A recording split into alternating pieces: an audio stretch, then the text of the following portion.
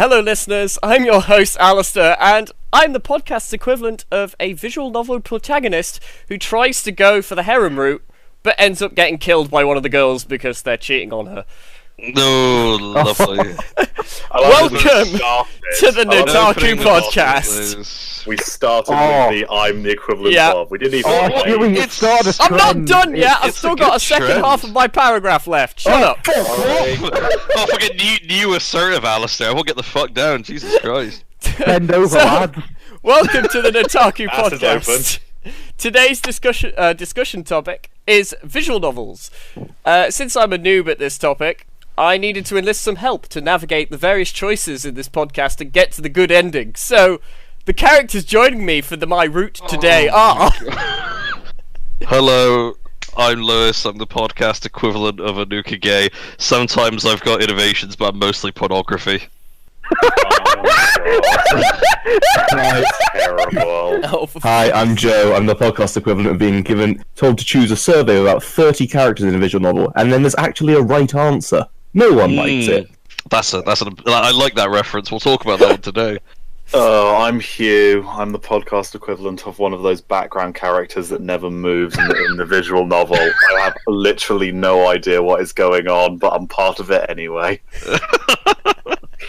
Don't sound too happy, Hugh.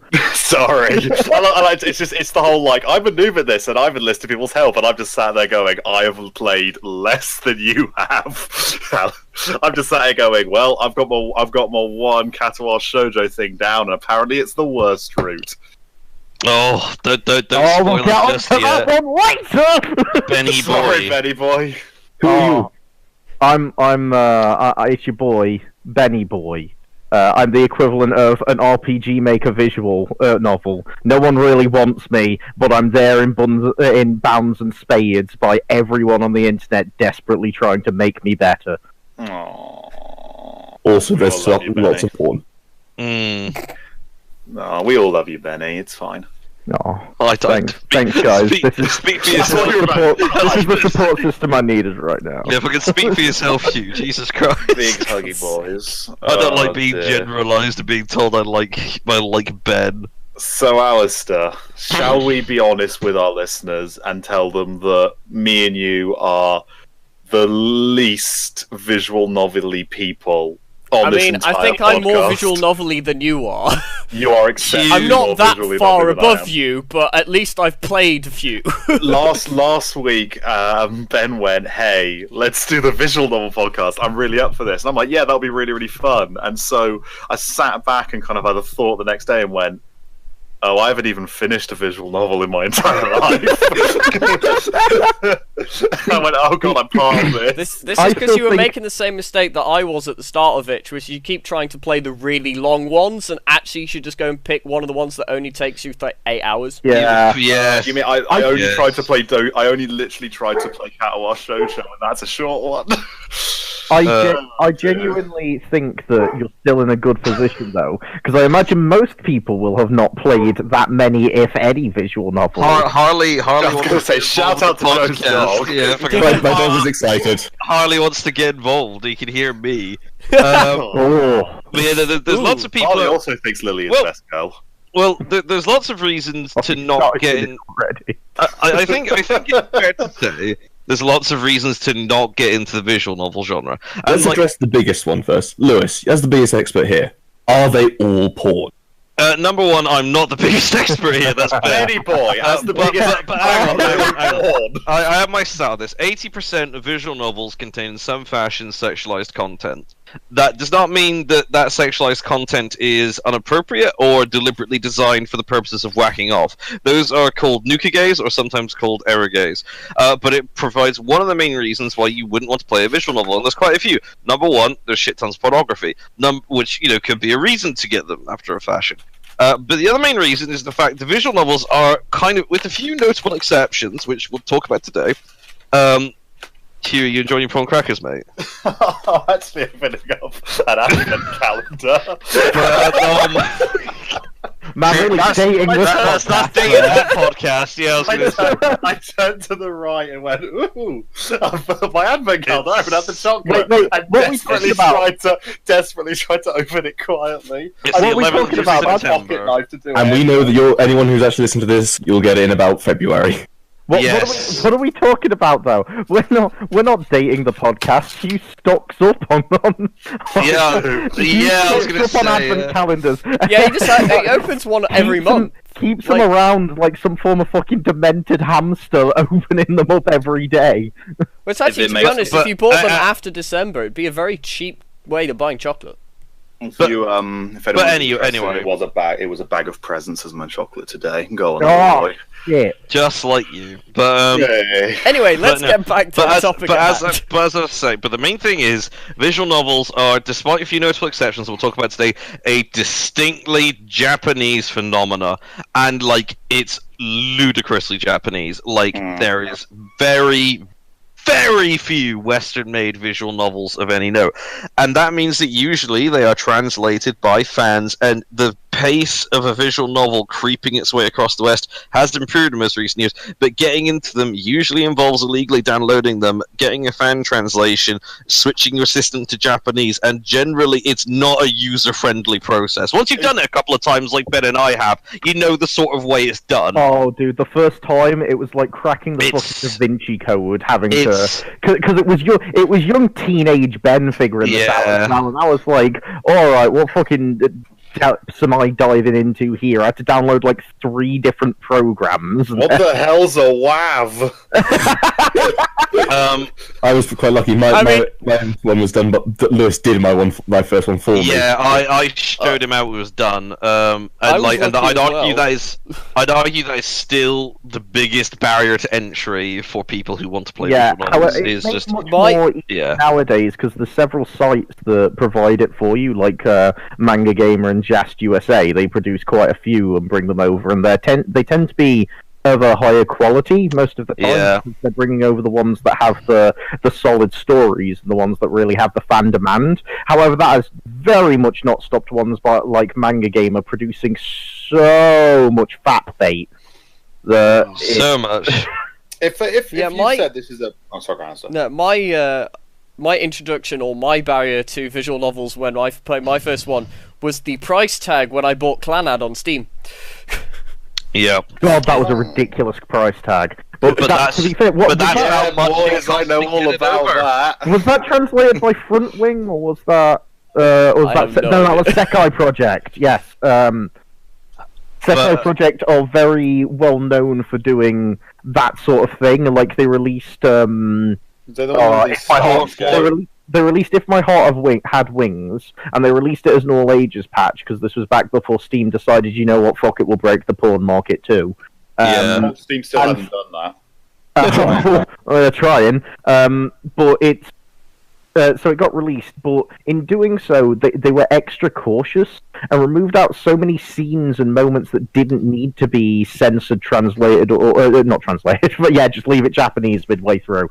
Yeah. Didn't need to be censored or altered in any sort of way, and they just did that, and in some cases, just outright cut scenes that didn't really need the entire scene cutting. And then they released the patch alongside it eventually, but it still was released as quite a high. It was something like £20 when it came out, and Well, and it came out at like £20, but there wasn't the patch to restore stuff, and so people were playing it, and they're like, because of course most people at this point weren't necessarily caring about losing the 18 plus content because it was released on Steam. They knew what they were getting, and people, funnily enough, do read these things not for The sex. bait, yeah, and the sex Yeah. scenes and stuff. So they go. So a lot of people were really pissed at the fact that they were losing out on content because it had been censored, and they didn't care that it had been censored. They cared it was ludicrous that they'd removed these scenes and was still releasing it at the price of like a solid indie game release. well, I was going to So- say, just for reference, Hugh, the thing is these days with the original price, Clanad today for all the content. This is as the price is reduced over time. To get on Steam with the full patch and all of the side stories is a clean £60. Do you want to buy it? Fuck me, are you serious? Yeah, which is when it was even more when it first came out, and this is for how many, like at least 15-year-old game. Same with the I Muslim. swear I didn't pay that much when I got it. Wait, it's Model of that much as well? Oh, Muv-Love is Oh my god! Which It's been released as two separate games. Because I don't know what I'm talking. Sorry, what? That's all right. Which does lead to my final point, is to the last thing, which is really off-putting about visual novels, and is the reason why most people will tell me, I really fucking like Fate Stay Night, and it's like, do you mean the visual novel? I don't have 9 years, and it's like, they're right. They're right, because Clannad is also about 70 hours, and that is like to play all the content, and that is a hideously long time reading. Because visual novel is an interactive book to an extent, and I love it for it. I adore that as well, but in Japan, there's so cheap. I was saying in Japan they're so cheap because there's such a wide market for it, which means that with such happiness. They're so cheap. They're so cheap, and because they deliberately go for a sort of younger market, and they're really easy to access if you've got, like, if it's being sold properly as well. It's not even a book. I suppose if you've got a potato computer, you should be able to play it. Yeah. Oh, yes. You can. Yeah. It's basically a slideshow. It's basically an adventure book where you could you get to a page and it says, pick this option, turn to page 67, or pick this option and turn to page 42. Yeah. It's basically that, but in a computer style. I adore those books forever. Yeah, I was saying they're brilliant, and there's such a market. Actually, remind me about this. I wrote one, of course you did. There's such. Check out the link in the description. Subscribe, hit that bell for more Lewis Adventure book content. But they're so cheap in Japan because they're cheap to make, because it's a mainly sprite-based slideshow, and the only real work is in translating. Your horrifying issue is adapting it to architecture thing and licensing, which makes the cost in the West of these things hideous, which is why there is such a massive community of pirating these things. Lewis, would you like to buy Steins Gate, which I'm looking here, came out just over 2 years ago? Would you like to buy Steins Gate? Yeah. Would you like to buy it? I would love to. How much is Steins Gate? It is £24. Yeah. And would you like to buy it with zero? Was zero? Yeah, go That'll on. be £46. Yeah. See, the 46 and the 60 is ridiculous. The 24 is one I don't mind paying. That's okay. Steins Gate is one. It was done professionally, and it was ported to PS4, PS Vita, and PC. It is. What about the Switch wasn't out when it came out, mate. I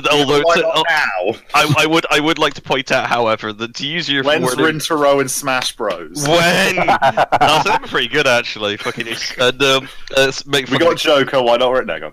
When's Kaneko and Smash Bros? Yeah, we'll get to that. He's a fire type. She's a fire type that's weak to fire. Related viewers. Yeah, I was gonna say, and but to steal your wording there, Hugh, you said that you don't mind the £24, which is an interesting. And I'm not going to jump into because I thought the same thing, but it's like saying I don't mind paying £24 for is arguably one of the best visual novels ever made, and it's like, is £24 worth it when you're playing a piece of shit? No. And then that's where and so those are the barriers to entry, which is why I want to implore the viewer. It's hard to get into these things, but like, pound for pound, I've probably played more visual novels next to like books in terms of like how small a medium is and how much I've interacted with it. I've played so many visual novels and I've interacted with it a disproportionately large amount compared to other media because it's so much fun. It's reading a book. It's a choose your own adventure story, and they're done with such love, and the visuals are simple enough to guide you. Where there's voice acting, it's usually all right. The music is good, as I said before, and it's a wonderful, wonderful little thing that I encourage everyone to get involved with. And there is a couple of free ones that have been released recently that would be worth talking about. Yeah, there's ones that aren't free that haven't even been released recently that have been on Steam specifically for quite a while that are really high quality. And there's some that have been released recently, which are for free, that are of some note. Lewis, I'm getting the segue from you here, but Please! I'm not taking the bait. I'm not taking the bait, Lewis. I'm not. Please! Are you talking about a certain? We're talking about Doki Doki Literature. Yeah, we're just fucking Doki. It's the one. Doki Doki. I was going for Cow Wash Shoujo meme. Did you read the schedule, you stupid fuck? Also, the release I recently. was too busy eating. Hugh hasn't even. It's not just that working. Hugh hasn't played any visual novels. It's the fact that he didn't even read the schedule that Ben spent time making and posting. He also wasn't listening to us just then when we said released recently. And casual conversation intro as to what one is. Don't read my terrible ability to talk. That does not say conversation. Also, we are again. I.e., Hugh doesn't get it. The audience likely won't. Anyway. We are again dating the video by saying that Ben wrote it because that means this was written before the actual. Oh, that was yeah, shit, fuck. I like the idea that I'm the audience substitute here. It's just like, Hugh, do you get it? Yes, perfect. Move on. Add the rest in spaghetti, never forgetty Ben on the screen at this point. If you break your neck, I'm gonna feel so bad now. Let's actually start talking about. If I break your neck, I'm gonna be like, huh. So what's Doki Doki Literature Club, and why have I not played it yet? Doki Doki Literature Club is a thing that kind of blew up virally a few months ago. Yeah, it was a big thing, and it really it gained a lot of interest from media and from other just gamers on Steam, because people picked it up thinking it was just they read the description and they saw the tags on what looked to be this incredibly cute anime style game. And so they went in and thought that this was the sort of thing that they were getting. But the tags were all things like psychological horror, mindfuck, stuff like that. And so it intrigued a lot of people, and they went in, and at the start it does have a disclaimer of bad shit's going to go down in this that people may find disturbing. Can we ignored by every form of media? Can we instantly go into spoilers, because there's no way to discuss it. Yeah, we will be discussing spoilers for Doki Doki, because we will be spoiling every show we talk about, but we will be mentioning the show we start spoiling them. So, just before we get into it, this is something that's an interesting thing to also discuss: is where were you and with whom and when you first played Doki Doki Literature? Why, Alastair, would you like to begin?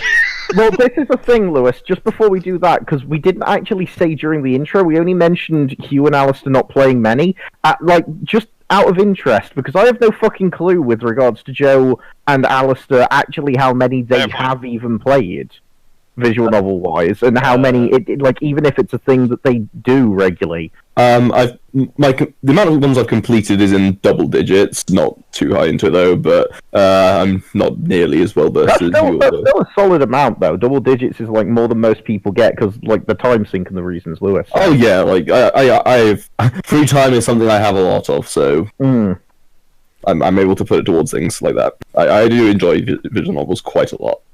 It's just I usually take Lewis's recommendations on them because I don't know what's. So you have to take about 3 months after recovering mentally. Yes. Which we'll get on to when we get to my first ever visual novel. Yes, we will. Yes. Alastair, what about you? So I've played, and I haven't even finished any of them really, because I haven't 100% completed any of them. I've played 5. Okay. Cool. And most of them I have played within the last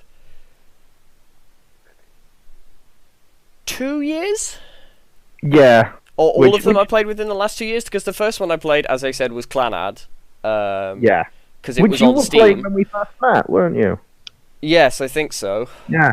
Because I was talking about it, and you were like, oh, please don't spoil it, I'm in the middle of playing it, and I want to play it before I watch it. No, it's the other way around, but... Oh, we had this conversation the other day, but... I'm sure we did. Anyway, no, and then, yeah, because I was playing that, and I think the next thing, which brings us back to Doki Doki, is the next one I played was Doki Doki Literature Club with you. Is Doki Doki the one where everybody dies except for the one really, really crazy woman and you? Technically, everyone dies. Yeah. Okay. So- is so, this the one where I've seen of the girl with the eyebrows that stabs herself in? Yes. Yes. So, Huey, Is this let also me the one I... Right. let me So- talk you through it. It starts off as quite a nice one about a literature club, and you've got several people in it, and it has a nice little mechanic where you write poems. For the Roses are literature red, club every violets are day, blue. and Oh my one more. Shinderu. And so you write them, and you get to pick words, and certain words make certain members of the club happy, which makes them like your poems more. And and that's how it decides whose route you end up. Words like cat, fluff, knife, depression. Yeah. Lovely. And so this is how it chooses which character's route you're aiming towards. And then when the day comes round, you get to share your poems with everyone, see their reactions, but you also talk to them and end up hanging out with one of the characters. So you end up hanging out with quite an eclectic bunch, and you've got the club leader, who you always seem to get strayed away from, no matter how hard you try to get close to them. Yes, Monica. Is that the only Monica joke? That's the only. She's the cutesy, sporty almost type. Then she's your best friend. Sayori I'm is childhood friend TM. No, but I mean, in any other visual novel, oddly, Monica would be that friend you've had forever. Yeah. Then Natsuki is the tsundere lolly character who has all the shit going on. Drinks poison. Yes, she's the pink-haired one. And then there's the shy, very solemn type, but deep in thought, which is Yuri. Stabby McStabbington. Who is Stabby McStabbington. And so you play basically... I haven't run out of the amount I know about this video game. This is why I'm just trying to tell you. Pretty much, you go through the first half of the game, and I say the first half, it's basically a first playthrough as such. Yeah. Where you go through, There is a paradigm shift. You play it like a normal visual novel, and you pick a girl, and you go through, and things are going all right and fine.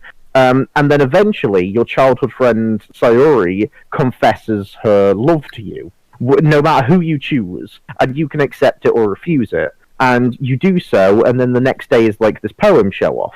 So you go to the poem show-off, but you see that her poem is different, and that she's not shown up. So you go to her house to check in on her, and you find her hanging herself in her bedroom in the middle of this cute thing. The screen starts flickering, giving like error-loading background image and stuff as it's messing around. It goes red and starts zooming in, and then you get this huge existential thing of like, if only I'd paid more attention to her, if only I'd been nicer to her, I just want my friend back. What if you say yes? It doesn't matter. Doesn't matter. Yeah, that was the question I was going to ask, because I was Doesn't wondering, matter. does it still do it if you say yes? She kills herself no matter what. And so you go through, and then it puts you back in the menu, except Sayori's character is entirely fuzzed out and fucked in the menu screen. And your saves are deleted. And your saves are... you're unable to load any of your saves, and all of the buttons are weirdly... are slightly distorted. And so you click play again, and it starts, and the first character you meet is Sayori running towards you when you go to school, at which point, when you're about to meet Sayori, suddenly the game bugs out, and then you go, oh, it's just some annoying girl, I don't really know her or like her. And then you show up at school, and then the girl that introduces you to the literature club is Sayori, who's supposed to show up and introduce you. Let's TLDR. And then Monica flickers in. And shit happens, you go through the entire game another time with disturbing shit happening the whole time, until at the end you eventually find that it's just Monica. you and Monica. It's just you and Monica. And she's just a computer program. This is a game designed for this, and she is just a self-aware character in a game that wants you to stay and love her, and is deleting all the characters and forcing them apart, altering files on your computer, which are literally altered and edited that you can go in and check as the game goes on. To win the game, eventually you're left just staring into her eyes in the void, and you can either leave it like that or go into the file and delete her character, which is the only way to complete the game. And then you get the final playthrough. In which Monica deletes everything, because Sayori becomes self-aware, and then tries to do the same thing, at which point Monica deletes everything and says, this is not a good thing, no one can have you, no one can enjoy this, I just wanted it to be nice. but this is it, it's done. At which point, whenever you try and load the game, you just get a message saying, I forgot what it says, but it just pops up and immediately closes the game for you. So you can never play it again. You can, you have to uninstall it and it. reinstall the game. I was going to say let's try not describe the entire plot, Everything, and then but too late. Never mind. Ben, so Ben will just go until you're. I'm sorry, I wanted wanted to give you some context. You did not give him some context. You told him the game anyway. Ben, that was one of our actual entry-level visual novels to get people in. Oh yeah, it was. They now no longer need to play it. Hey, baby. No, but to be honest, they've probably all seen a playthrough on YouTube at this point. If we're doing yes, Audience hasn't seen. The audience substitutes that they're going, well, I don't need to play this visual novel. Do you remember how I want to eat my prawn crackers? Do you remember how one of the opening points to our thesis that no one plays visual novels and we need to get people into them, and we just anyway. Sorry, everyone.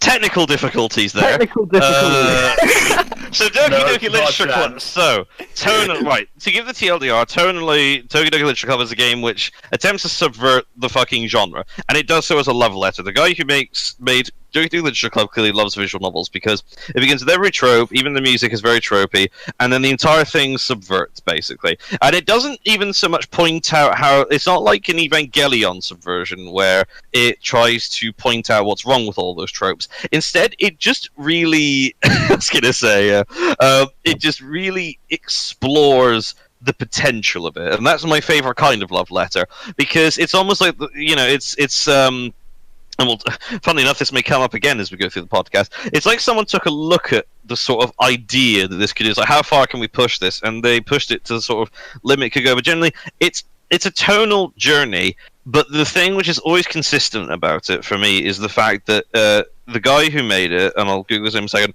loves it. And he loves visual novels. And he loves the audience because it's free. And it's not like cheap-ass free. It is genuinely like, this is his love letter to a much ignored genre, essentially, and it really is just a sight to behold to watch it all kind of come together. It's what I do if I was writing it, because Ben can attest to this because we played it together. Well, that's one of the fun ones. I first played it on my own when this is fun shit. I kind of want to see people's reactions to this, and so Alastair and me were meeting up the next day anyway, after I'd played it, and so I went, hey, do you want to play a visual novel? And he was like, oh, yeah, sure, I'm up for that. And so I pretty much put him in control, hooked up my laptop to the TV, gave him a keyboard and a mouse, just told him to, was just like, go. And I just sat there and watched, almost like some kind of psychological experiment. And after I was done with that, I was like, I'm not done yet. So I invited Lewis over later in the week. I don't think you completed it on your own, though. I think you only got to the bit where stuff happens, and then you stopped. Oh, no, you're right. I did. And then, because I remember, because when we were doing it, we were both, like, things happened, and then we just, like, both screamed at the same time. If I could switch to my perspective here, because they played it, and then like a couple of boys, they play like, oh my god, and they're like, I'm obviously exaggerating there, but like maybe I'm not, because like you guys got really into it. Now the tone that Ben took with me, and hopefully, dear viewers, you already know what I'm a bit like by now. And it's fine, man. Don't worry about it. We'll just play this. Look at all the. Oh no. Ben took the tone with me of like, do you want to come around and we'll play this visual novel? I was like, that's a great idea. And then a couple of days away, it's like, do you want to come around on Friday now? And I was like, yeah, okay, you're eager about this. He was like, you should play this visual novel. And I was like, okay, we'll play this visual novel. We sat down and we were drinking and laughing as we played through it because I called the plot like 10 seconds before it happened. And we were just enjoying the art, I dare say. You literally just like outside of Sorry's house and you just went, oh, she's dead. Oh no! I called it to the frame when they showed her being hanged. Lewis is pretty clairvoyant when it comes to plot twists. It's actually really impressive. Thank you very much. Like, I like the idea of you watching The Sixth Sense and you're just watching it. It's like, oh, this is really good. Bruce Willis is the ghost. Shit. I'll say I've done. I sometimes get that clairvoyance. Particularly, it's for things that I would consider to be good. Because all I think is. I can't go a podcast without sneezing. All I think is, what would I do? And as I'm sat there playing Doki Doki, oh, and like also as well, like, Ben, I'll still remember this eternally because you read the other girls' poetry and it describes their problems, and I instantly called 2 of the 3 girls' problems. You instantly were just like, you were like suicidal abuse, and I was just like, And then no, because I knew I had it because you turned to me and went, so what makes you think that she cuts herself? And it was like, I'm not saying you're right, but I'm not saying you're correct, but at what point did you realise? Yeah, so it was the second. The first, yeah, it was the first poem with Yuri. It was the second poems for the rest. You didn't say it till the second poem. Yeah. But you quoted the first poem as for your reasoning, and I was sat there just like, oh fuck, that makes more sense, and I've played this through 3 times. So the thing is, we beautifully got 2 different experiences where with Ben and Alastair, from what I've heard, the 2 of you enjoyed it. It was made to be joy, like, oh my god. Meanwhile, you and I were sat there, we were laughing, we were drinking, we were saying the writing is amazing, the art is amazing. We were appreciating the art, which like, and I don't mean said hoity-toity, but it's just the fact that like that's a cherished memory of mine because it's a rare instance where Ben and I are an expert on something and no one else really knows it. That is visual novels, and we were both just connoisseurs in each other's company, watching this love letter of a thing unfold. So yeah, I think if it does say anything, if you haven't played Doki Doki Literature Club, you should and you want to play it.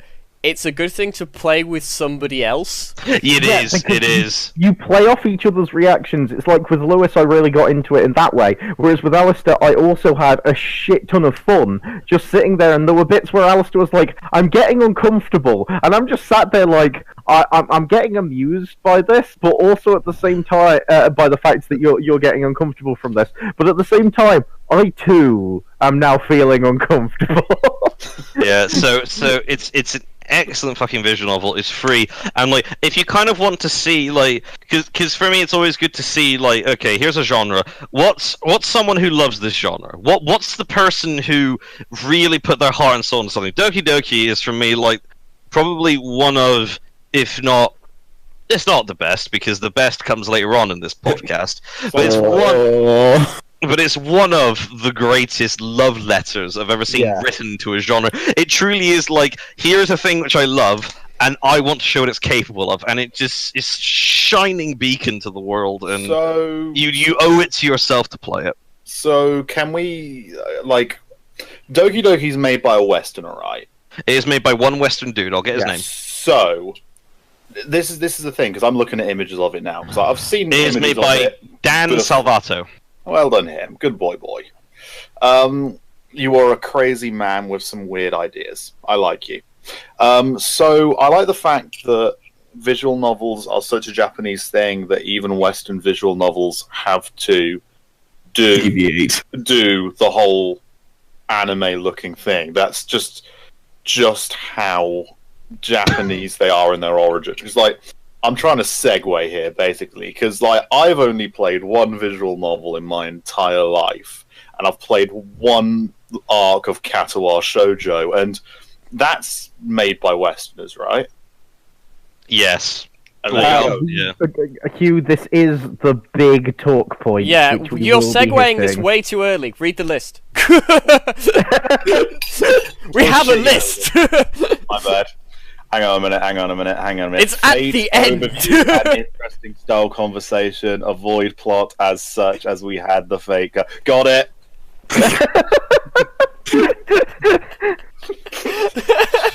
Wait, so I got a minute. Well, don't worry, Hugh. As Shoujo's not on this. Where's Kawa Shoujo?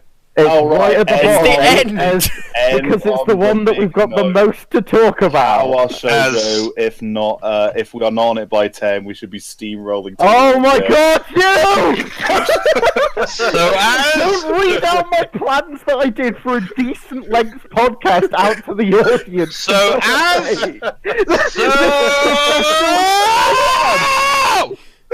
So as Ben and I surreptitiously message each other, reminding that we forgot about another visual novel, let's go on to another visual novel.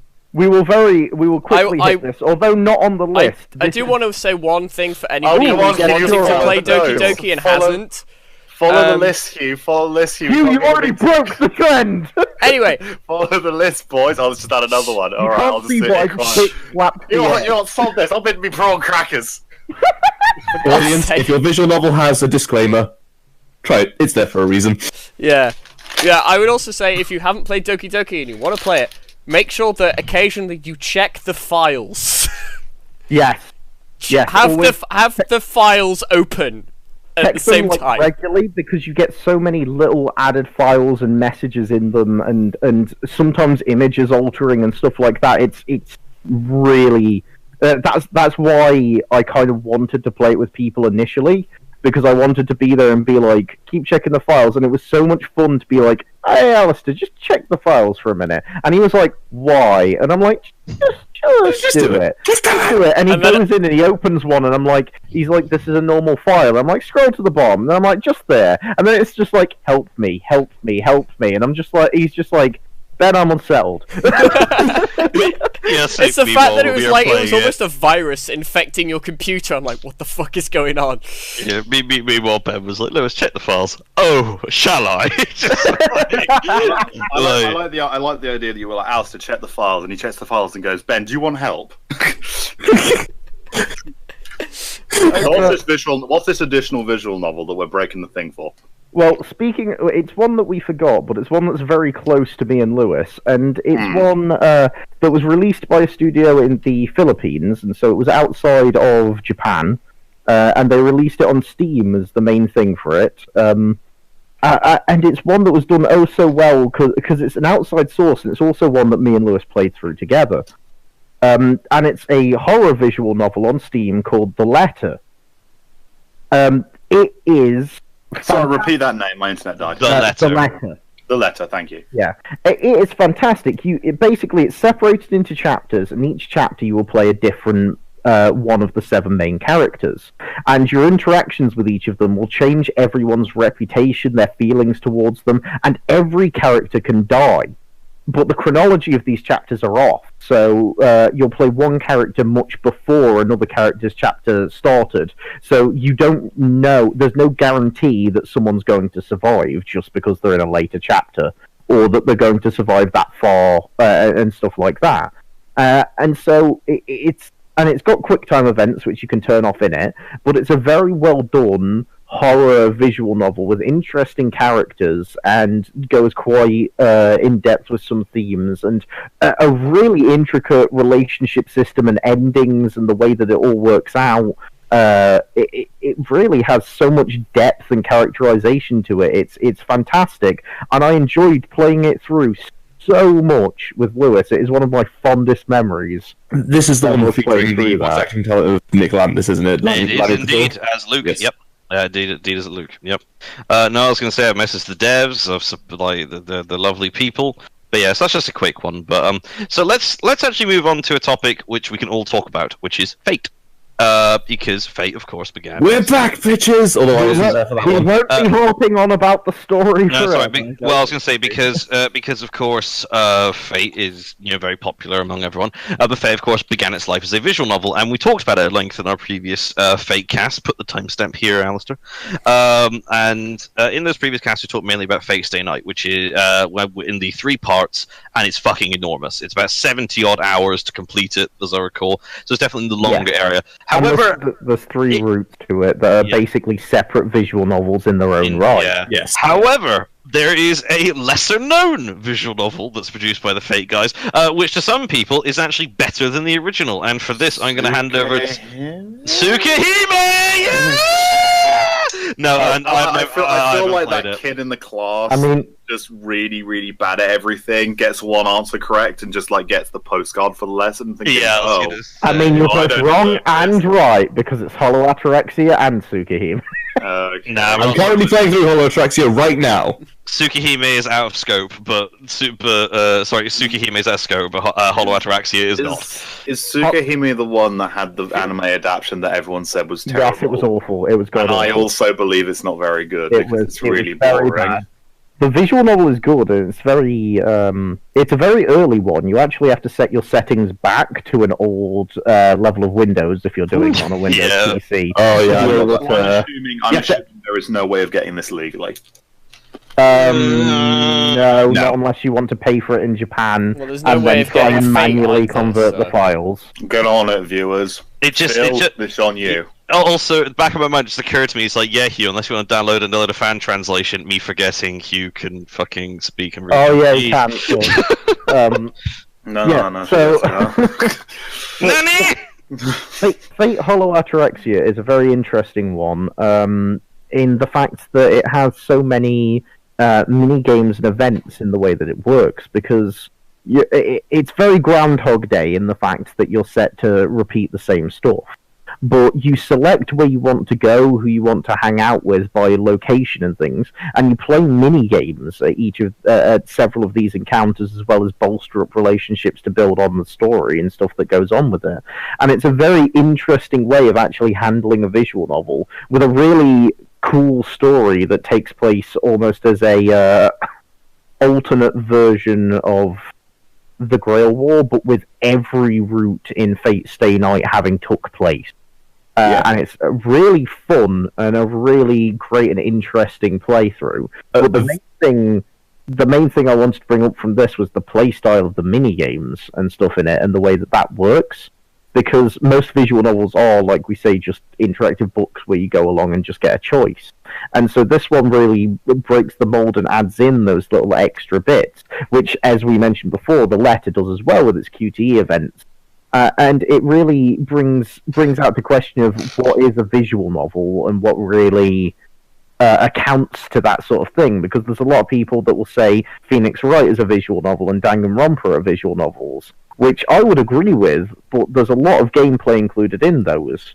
I'd say my audience is saying they're done in the visual novel style of the your character on screen transitions screenshots. I wouldn't say they're actual visual novels, because that's what I have to say about Persona's way of storytelling as well. It's also done in the visual novel style. It's not a visual novel. But Persona's a full...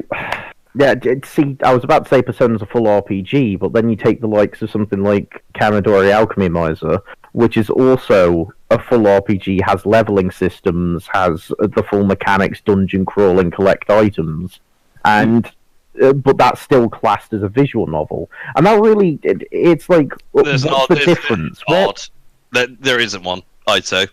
Like a visual novel is an odd definition because we've categorized games that are like it, and there's some games that are definitely visual novels, and games that are definitely not. There's some that occupy that middle space, and it doesn't really matter. I talk about this in my fucking video actually. It's just like, I don't know. It's at that point you are literally tossing up the definition. At that point you kind of lost it. It's like, is fucking X an anime?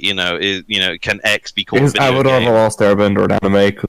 Oh god! I deliberately avoided naming something. I'm just so like, does a visual novel? I'd argue. I don't know.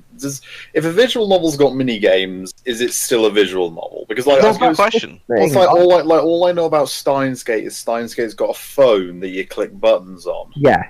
But so that's like with the phone. Yeah. So it's like, is a visual novel simply the idea that you've got text scrolling and you do stuff, but then like at the same time, there are some video games where that is how you simply read story. So, at what point does the game become less the visual novel and more the actual middle bit? Because, like, Fate Grand Order has, at times, like 5 to 10 minute sections where you're just doing a visual novel. Of visual novel, yeah. Yeah. But anyway, there you go. There's my 2 cents. I'll go back to being quiet for the next 10 minutes until something pops into my head. Well, I mean, that's the thing of, like, where's the line?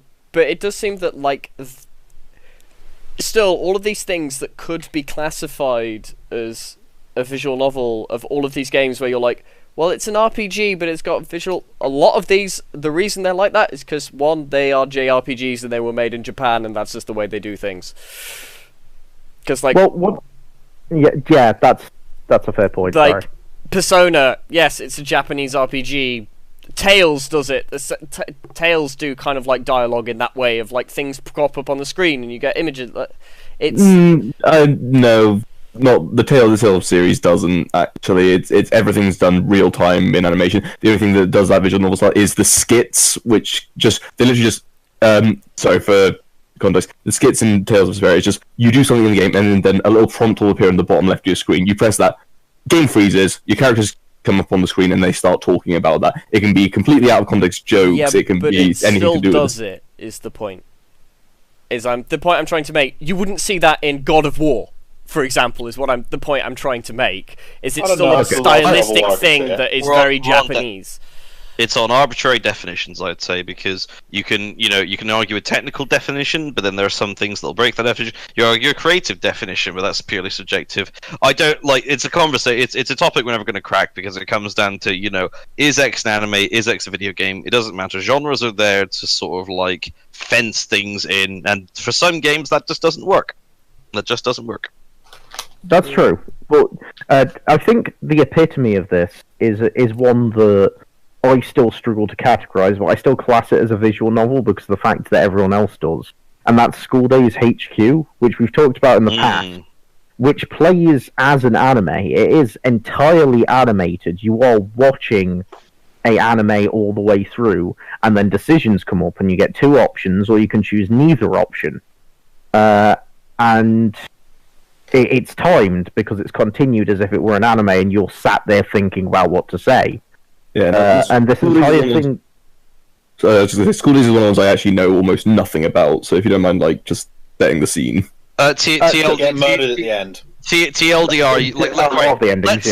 Let's ignore the. I know this is weird. Let's ignore the plot of School Days because it's not actually relevant to the conversation. No. We're talking about the style. School Days basically, Joe's. Imagine a visual novel, but rather than it just being sprites and still images, it is literally fully animated and voice acted anime.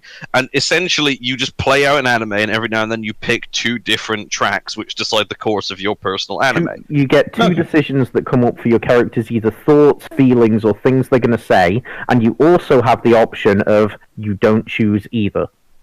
At which point does the boat turn up? The boat does not turn up because the fun fact about the boat is a slight. I know why the boat comes. Yeah. Which to be fair, does lead to you. Who do not, Ben, you go to hell. The boat is a reference to the School Days anime, in which during the final scene of the anime, there was a scene in which one of the characters kills two of the others violently with an axe. And they decided to postpone the airing of this episode by another week because a member of Japanese Parliament had recently been murdered with an axe, and so they found it in poor taste. So they replaced the episode instead with footage of a cruise advert, which just showed a boat driving along one of the rivers in Japan and around and a bit of the ocean and stuff. And so everyone flared up on Reddit that was watching it and stuff, and just commented that were there on the School Days Reddit, waiting there for the episode and stuff like that, and just went, 4chan, it might have been 4chan actually, and was just like, nice boat. Yep. Yeah. With the somewhat, I'd say, rare mechanic of not picking an option being one of the options, does the game actually tell you that that's an option, or do you have to discover that yourself? No, you're told. You're told very subtly in a tooltip thing. Because I remember, Lewis, you got really pissed off at a visual novel for not telling you that this is the one where I got pissed off at it. Not because of that, but because on the first scene I picked one thing, changed my mind, picked the other, and I didn't actually know because it was only on the next tooltip that it told you could not pick anything. So I sat there pondering. The game moved on without me, and I got a better result by not picking anything. And I decided I couldn't trust the game after that point. I did then go to replay it many years later. I was saying, but to be fair, School Days is basically a Telltale game. Oh, you see, and this is what I was going to say. I was about to say it's a Telltale game, an interactive visual novel. I'll do you one better. Is David Cage an interactive visual novel? So yeah, but all in all, I don't think David Cage is an interactive movie. So but then that brings up School Days. Anyways, it's a fruitless conversation. Fruitless conversation. But yeah, so Hollow Ataraxis has got an interesting method with that, and it's also really fucking hard, which a lot of visual novels shy away from. There's a couple more we'll talk about in this podcast, which actually are really fucking difficult, because it is possible to lose a visual novel in the sense of typically there are good and bad endings. Some games let you know it's a good or a bad ending, or like such as Fate, which takes you to the Tiger Dojo and you're informed about your stupid fucking decisions. And I see. I love the way that they handle that, because that gives you gives you a hint, but it doesn't tell you. It doesn't tell you specifically where you fucked up. It tells you roughly how. Like, it says, maybe you should have tried being closer with this, or do you really think that's what this character would have wanted, or don't you think you should have gone and protected someone? But there, it's up to you to figure out where you fucked up at what decision, from the advice you've been given about the characters and things. And it just adds, and the way that they're done comedically as well, is that really counteracts any form of, oh, what the fuck, how'd I fuck that up? And especially when you get, like, the 5th one, and you're just like, oh, fuck off. Yeah, they definitely need the... Go on. I was going to say, yeah, with games, especially like Hollow Tractor, where there is so many ways to fail, or so many times you have to repair, you definitely need the light-hearted approach in order to not alienate your players. Yeah, I was going to say, and this actually leads to another interesting thing, and a segue, which is basically in Fate, for example, there are 45 endings, 40 of which are bad endings, and there are good endings and there are true endings, and the true ending is usually the air quotes developer intended one. Now, that's a whole other kettle of fish with the idea that you made a game about free choice that has got a developer intended ending. That doesn't necessarily mean a bad execution, however. Our next game is infamous for all sorts of reasons, but it's also interesting in that it has got by far the least endings of any of the ones that we talked about thus far, which is Song of Sire, which has got no less than 3 endings, which are informed by only 2 choices you make throughout the entirety of the visual novel, and one of them is definitely the intended ending. This was my first ever visual novel, everyone. Enjoy. And this is where we talk about Urobuchi-san's Song of Sire, the best horror thing I've ever played. Awesome. I basically read, because I haven't played this, I read the plot summary of this, and I read the 3 endings because I'm never going to play this thing. It's incredible. It's something special. It's not your traditional visual novel, is it? it is as atmospheric, if not more so, than Silent Hill 2.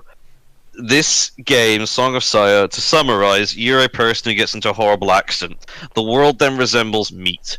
And sounds like meat, and smells like meat. And, like, I'm purposefully glazing detail here because it's hard to describe in words how horrifying this game is. It like, to put in perspective, an ex-girlfriend who I sat down to try and play it, 2 sentences, 2 hits of the spacebar, she was out. She just could not play it, and I wouldn't blame her for it. And it's horrific. And the character finds Saya, who is initially presented as a girl, who is normal in this world of meat, and you develop a relationship with Saya, and it's a descent into horror and madness, basically. And the reason it's hard to describe is because, as I say, it's the most atmospheric visual novel I've ever played, because every sound, the sound design is... Anyway, the sound, the visuals, the writing all come together to make something that's great in some of its parts. Song of Sire would be a terrible book, and it would be a terrible movie. As a visual novel, it is the single finest bit of horror I've ever played, apart from maybe Silent Hill 2.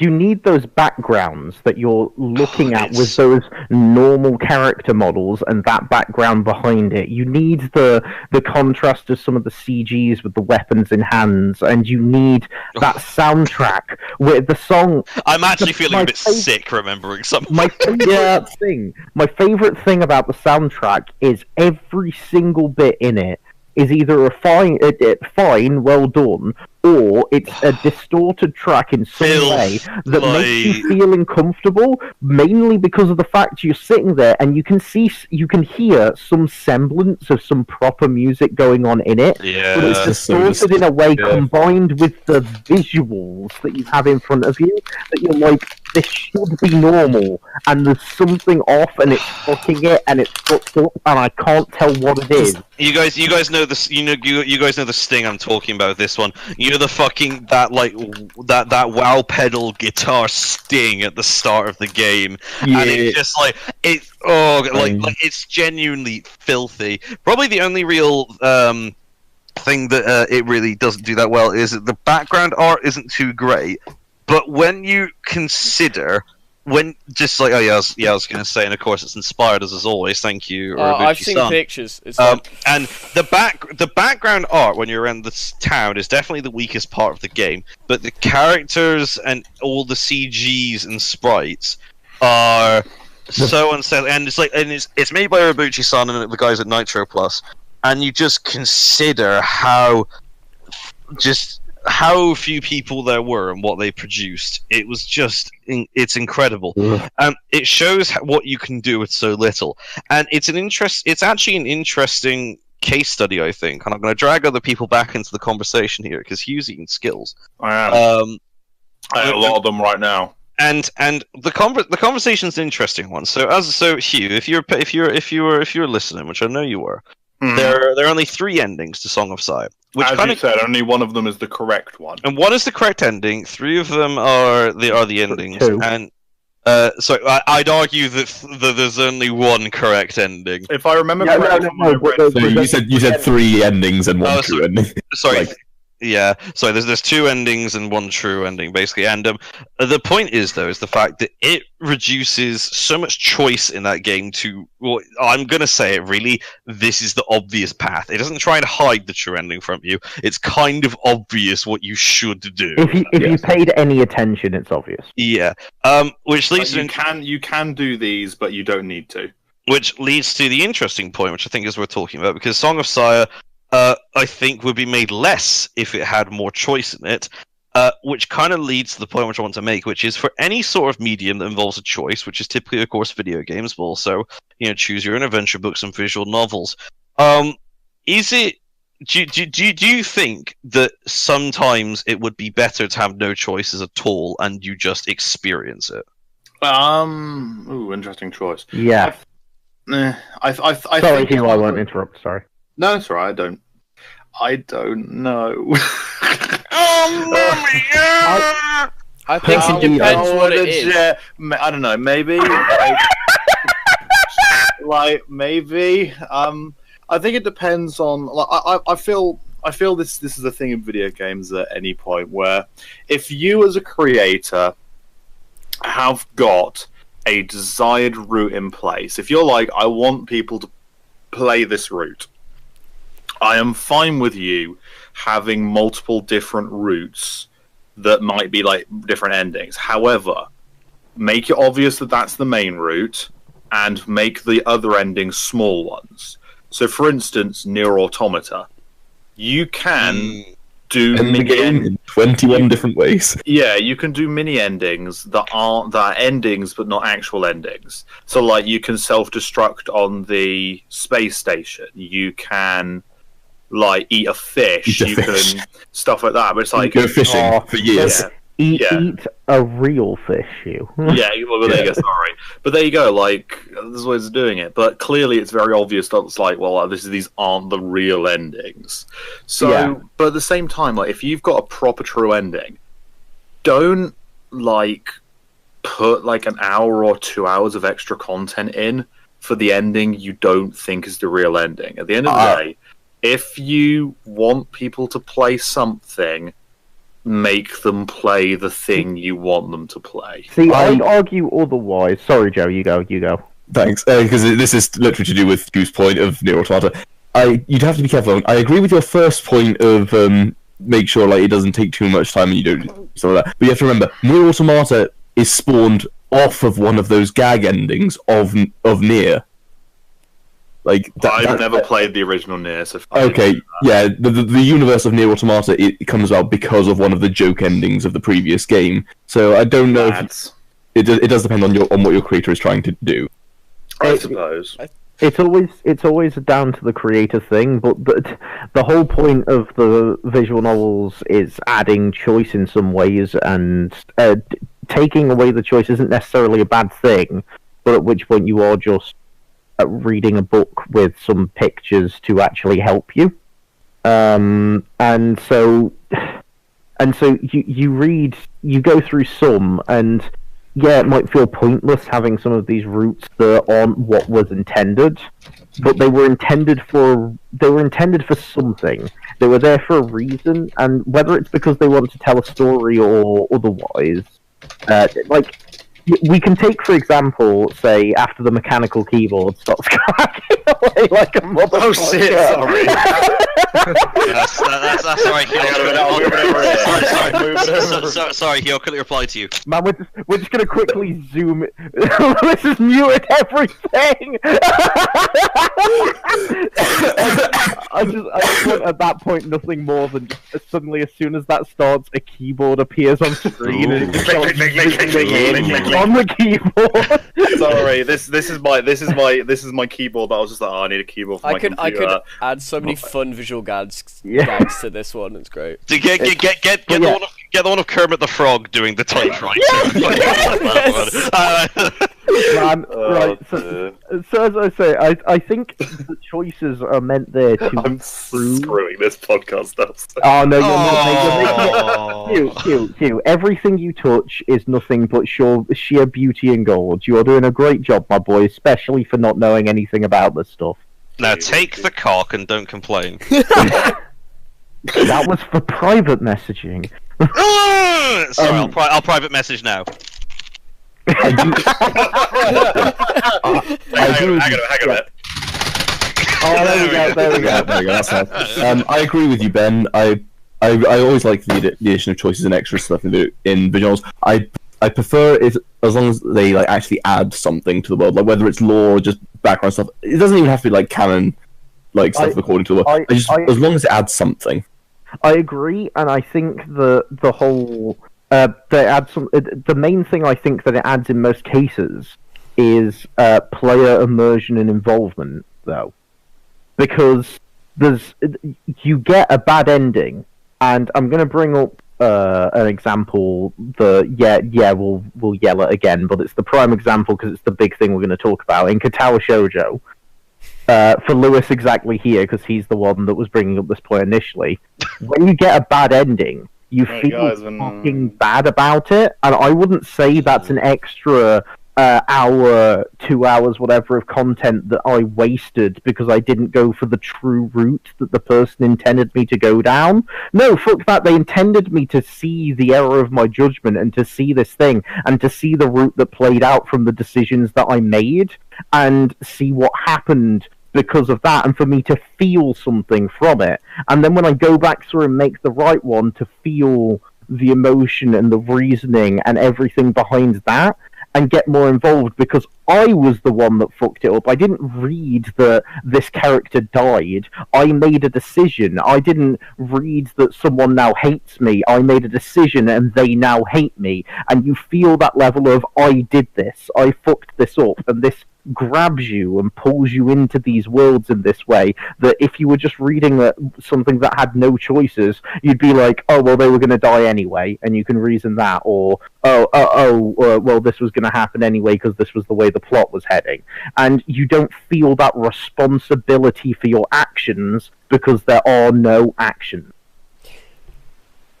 Yeah, I think the thing is, it does depend on. I think it depends on what the story is, or what the story's trying to convey, or what, like, for a lot of visual novels, the whole point is the choice and like having all of this stuff. But I get the impression from what little I have seen / read of Song of Sire, it's one of those things where you're on an atmospheric journey where you kind of. I'm wondering if you're almost meant to get the feeling of this is kind of like you're being manipulated towards this. Yeah, it's almost. How you control, so if you are technically at this point somebody's manipulating you and you're not in control of your own destiny, then in a way you shouldn't get choices because you don't have a choice, because the character doesn't have a choice because he's being manipulated. And we're back to Doki Doki. And I brought it back to Song of Sire. Am I a good host or what? I was going to say, Alastair, and I'm really glad you made that point, because it leaps onto my eventual point, what's on this roundabout shit of asking other people their opinions. No, I'm fucking kidding. Where I was going to say that my earlier example of Silent Hill 2 was not it was a very deliberate example. Because there's a very true ending to it. There is a good ending. There is a very. They have never ever confirmed any intent. But we all know. All three of us agree that there is an ending that is the ending. There is a true ending, and I think. And it's the UFO ending, of course. No, sorry, Yeah, it's the dog. It's the dog. It's the dog. He was in control of everything the entire time. It was a little doge, but like the thing is, and I think it also works on the genre that you work in, because to jump onto your point, Alastair, is you were saying if you're not supposed to feel in control, maybe that's the point, and that works well for the horror anime. Of course, Doki Doki is to an extent a horror anime. I love that horror anime. Doki Doki. Yeah, sorry. Horror... You've seen that one many a time. Well, yeah, no, and when it gets to that point, it removes the choice from you. And Silent Hill 2 has got that intended ending, and so does Song of Fire. It's got that intended ending. So yeah, and all of that encapsulates having it taken out of your hands. Can we think? I'm just struggling to think of any sort of like games or visual novels or whatever where like they take control out of your hands, but it's not horror; it's a pleasant experience. Metal Gear Solid 1 or 2 when Psycho Mantis turns up. that is comedy. The true visual novel of our age. Well, you said just a game, so I was naming a game. What visual novel did you expect me to come up with? Hugh, baby. I was joking. Is like, I've got one where you still have control. You don't need control. Heavy Rain. I mean, they do. Most of the game's codec calls. I don't know. It's a visual novel with steps in between. Well, they kind of do that in Clannad in a way, because the only time in Clannad when you have choice is up until the point where you hit a route. Because soon as you're locked on one of the girls, that's it. You've lost all your choice at that point, and it just plays through that girl's route. This is a point we'll get on to later. How I haven't played the Clan ones. I've watched the show, but I haven't played those. How much of a build-up is it to get into those routes? Like It depends on which route you're going for. Some take longer to get into than others. So is that not an interesting it's more of a payoff then, rather than but the route itself. Wait, he has a point. That's fine. Go ahead. Fuck! No, we stopped. We want to hear you. Does it not go back to that previous point about having like a desired route, in the idea that in Clannad you can pick different girls, but I've forgotten the name of the main girl that Nagisa. Isn't it like a bit weird that Nagisa is the one that you're supposed to be with? Is the intended waifu. Yeah, so it's like, should that even be a visual novel? Should that even be a choice then? If it's like, well, yeah, the thing is, you need to complete the other routes though for the story to work. But Hugh, he's got to cheat on her and bang every other girl in alternate universes to get the correct ending to progress that story. I'd rather just watch the anime. Yeah. Hey, to be fair, even the anime had those little side story things. I'm not gonna lie, the Tomoyo, Tomoyo and whatever. The fucking Tomoyo OST. Yeah, that was such a good episode. Fantastic episode. I do like. Oh, sorry, Hugh. No, I prefer After Story significantly. Everyone don't worry, I'm not saying I don't. Yeah. No, I have made my point. I'll back away. I do like. Fuck's sake. You know, such people like you, depressed people. You're the hardest people to cheer up in the world. I'm kidding. Why do you pull yourself up by your bootstraps? I'm just trying to find specifically because my watch fell apart. No, to be fair, Why are you playing with your watch? This podcast has turned into a mess. It's turned into madness. I do like the idea there's intended waifus as well and all sorts of things. So you sat there in Song of Fire and you're like, there. Where's like, rapist neighbor Chan. You know, you might not be the true root, but you're the man for me. Oh Christ! You kill him with an axe. You do. Anyway, and then we're going to go into that. Approaching the end of Song of Fire for this. No. Okay. No. Yeah, go on. Look, what CG scene sticks with you a lot? Because mine is the fridge. The fridge is okay for me. That has not left my brain for a long ass time. If I'm being honest, the entire thing's encapsulated by that one still of him staring at the camera, and he looks like he hasn't slept in about a year, and like that's haunting, that fucking still for me. Like, because that's real, that's horror of the inside. That is like, you cannot appreciate how awful this has been. Yeah. Like, levels of shit. What else is there? There's he knows it as well that he's fucked. And he never tells anyone, because how the fuck could they understand? Then there's the opening conversation as well. Like the opening of that thing is strong as fuck. Yeah. It just yeah. Sorry, go on. Song of Sire is one that I totally understand. People just dropping. Oh yeah, like, yes, anyone. It's hard, like it's physically hard to get through. It's not like on an emotional. It's like, oh, I can't watch Clannad after story because I cried at the bit where there was the sunflower and the kid tripped over and died, and like and like Spoilers. That's I've never Oh, fuck off! It's fine. that's fine. It doesn't even matter anyway. Fucking the guy just dabs and turns back time using fucking magic cocaine. That's what I believe that stuff was. But like, everyone thinks they've gone back in time. Oh yeah, my child's alive again. As is my beautiful wife. He's actually in like a fucking back alley, like blowing Sunahara. I'm sorry, Chris is trying to make a point here. Can we let him make a point? Wait, who, me? Yes. No, I was gonna say. Well, it's like I did not spoil a single bit of Clannad there, apart from the ending. Yeah. I never knew the ending was magic cocaine. Right, no. Harry Potter, except for the fact that Voldemort used Harry as a Horcrux. It's kind of weird when it comes to spoilers, because like you can spoil right at the end where you just go, a spoiler of Harry Potter, by the way, guys. Harry wins. That's not a spoiler, but like how he does it is somehow this is fucking Columbo or something. Anyway, spoiler for Harry Potter here. Dumbledore's gay. Yeah, that's such a spoiler. It wasn't even at the ending, nor was it even in the story. J.K. Rowling, you're a cowardly cuck. Anyway, I should have been Chris. I should have just said. Anyway, can we get back to the topic at hand? I have no idea what. I'll go. Let me. If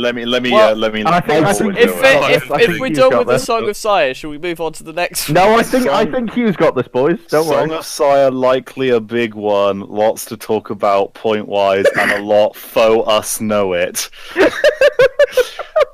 Basically, I'd say if I could make an actual comparison. Okay, no, we're done. No, we're done. We're moving on. It's 20 past 9. We're moving on.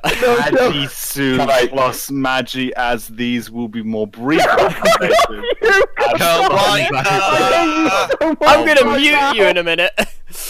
Right. As a final point of Song of Sire, I would say it's a visual novel due to its atmosphere and just general tone. It pulls and requires your full attention, like when you're reading through it.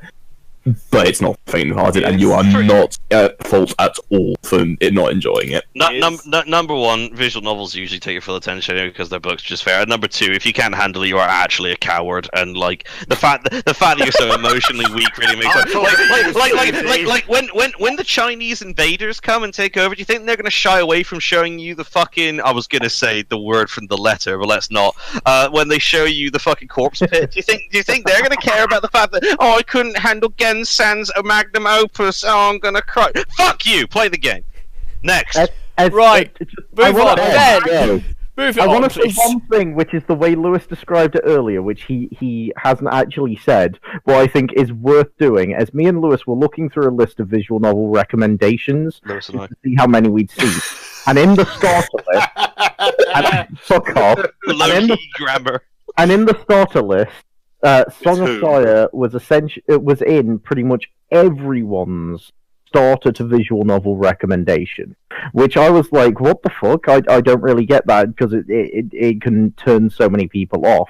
And Lewis responded with a simple thing, which I think makes it so worth a starter one, and so much worth it, which is... Who is this, and how did you get this number? Which is just, it is art. It is art, yeah. Pure and simple. Everything with... And I think that statement there, just those 3 words are just worth stating. Mm. I watched Fruit of Grisai anime, if that helps us there. That does help! That Oh my really god, does. what a flawless Hugh, segue. that wasn't a segue. Hugh, do you want to segue us into Fruit of Grisai and why we're talking Hang on a minute. I need to get the schedule. No. Do it for memory. You. How does Ben usually sound in your head? Just segue. All right, boys. I got this. That was my impression of Ben. Was it all right? Yeah, it's actually pretty good. Sorry, Ben. Go ahead. You needed more of a pause, like, all right, boys, I've got it. There you go. That's better. Ben, go ahead. Introduce us. I mean, I don't. You can introduce if you want. You've seen the I anime. don't know how to introduce a visual novel I've never played. This is the fun section. This area is This the fun section in which we will basically talk about shows or visual novels that were shows or shows that were visual novels that we like, and we will basically just give a basic premise, talk about them in a fun way, and we will yuck up and take the piss out of Fruit of Grisai is fun, is it? Number 1, maiden rape, assault, violent semen inferno. It's the moment earlier, Lewis, where you was explicitly told not to say it. You can make a joke about this. I told when we probably shouldn't. You went, I was thinking the same thing. At that point, I'm not gonna lie, the gears turned in my head and just went, joke about that. Yeah, I was gonna say he's gonna do it. But yeah, so we're talking about. Now let me tell you, because visual novels have got so much pornography in them, and we're not going to go into today what they've got so much porn in them because it's just sort of a genre thing. You get a lot of bad visual novels. Get some absolute gold titles though. Would you like to run through a couple of selections found in the most recent of recommended visual novels on Erogay.com? Oh, it's not on Erogay.com. Oh, was this an eHentai pic? No, I can't remember the titles of the name of the site because I have it bookmarked under "Don't touch this." Touch. Right, so let's go. I'm on English translated on it at the moment, and let's see what we've got at the moment. Is it English translated or English translated? No, it's English. All right, so we've got Flash Cycle Free Ride Exhibitionist. Presumably that's like a cycling simulator style game. I don't know. I'm not clicking. Or just a cycling streaker. I want that to be like a cycling minigame. We've got this one which I love just from the undertitle, which is Gladiators of Elmia. That's like, alright, fine title. Boy Swordsman versus Fighting Maidens. Oh, nice. I'll say we're improving. We're improving. Yes, we're improving. We're getting better. We go down. We're like, oh, well, what do we have here? We've got Insexual Awakening. That's got incest in it. As opposed to Out Sexual Awakening. Right, then we suddenly hit the less subtle Cuckolding Elfin Fire. Yep. These are magic. Slotholm, The Pleasure Mancer, Ooh. Futanari Quest, Hardcore Edition. As opposed to a normal core edition. And my personal favourite that I sent to Lewis and we both enjoyed extensively. Not playing, just the title. I sent him only the title. When I saw my childhood friend girl after a long separation, I just said too hot. What? It sounds like a fucking Trump tweet. Too hot! Exclamation mark. I think my favourite part of it is childhood friend girl. Yep. Give Absolutely. him a break, guys. English is hard. Okay. Yeah, I'll say here like we go, Hugh. boys. Here's some select few recent releases. Hugh does speak Japanese, so he knows how hard English is. English hard, speak good, yes. Yes, I'll say Hugh is the only one in this chat who is even bilingual and understands the troubles of the English language, as you were saying, Ben. Alastair, do you want to chime in? Yeah. English is hard. Do you guys spell things funnily? You're speaking it now. Tomorrow big, yes. I do like the fact that I was being described as the only person who's bilingual. It was a fucking job! Also, your grammar has like no rules. Sorry, I was fixing my watch because I found super glue. Anyway. It's called a character arc, Lewis. I drop my watch. This is my darkest hour. You fixes his watch with super glue. Man, that was really in my top 10 most emotional anime moments. This is all being cut, isn't it? No. I didn't realize the cuts here is fucking Yuri. I didn't realize that Fruit of Grisai, or Grisio, however you want to pronounce it, because I haven't got it up in front of me, was 3 visual novels. Yeah, there's 3. The first one is basically an initial route for each of the separate girls involved in the dormitory, and the rest go into separate parts. So one of them is a flashback back when he's with his teacher. Oh, Eden! Is that the one that's the OVA or the movie? Yeah, it is. And then the other one's set in the future after all of that. Oh, okay. So the anime follows it quite. Yeah, but it's well, quite nice. without the whole erotic section. Oh, the anime does a really good job of adapting it, and also it follows it really interestingly in the visual novel sense, because it's one of those where you pick a route in the first one. So when the second one came out, you've obviously got your route for that story, but you also just get a choice as it hits the menu straight away of continue any of the routes from where it left off. That's pretty cool. And so you get more content for each of the routes that you played in the first one, or you can play this other story, which is like either the flashback or the future bit, and you get that with each of them, which is a really nice addition and way of doing it, because you still get the payout for all the other ones you enjoyed previously. Can I ask a question? Yes. Every single Japanese one we've talked about so far, is it an eroge? Every single Japanese visual novel we talk about, are they all eroge? 80%. Doki Doki doesn't. Doki Doki is not Japanese, what I meant, because I knew that Doki Doki. Yeah. Hugh. I suppose we could talk about it. 80% of you did say, visual novels are eroge, and yes, in short, all the ones we talked about thus far include some kind of sexual content. Okay. Of course, you can also have the option of removing the said sexual content in some way. Fate has a version that you can remove the sexual content. The main writer didn't want to be involved with that part of it. But yeah, as far as the reason why, for the most part, it is to an extent corporate pressure. Because I know, for example, this stuff sells, sort of thing. The Fate. I know for a fact that the Fate writer was forced into putting in the sex scenes, and he wanted no part of it, which is why someone else actually did those scenes. I suppose it's also why all the Fate stuff since hasn't involved it. But then there's also, as you say, sex sells, put simply, and most of the market for this is your usual neat hikikimori shut-in, because visual novels are cheap and they're mainly played by young men with nothing to do. And so consequently they slap a bit of tits on them. This is why even the art-filled games also contain sexual content, because it's usually part and parcel with the genre.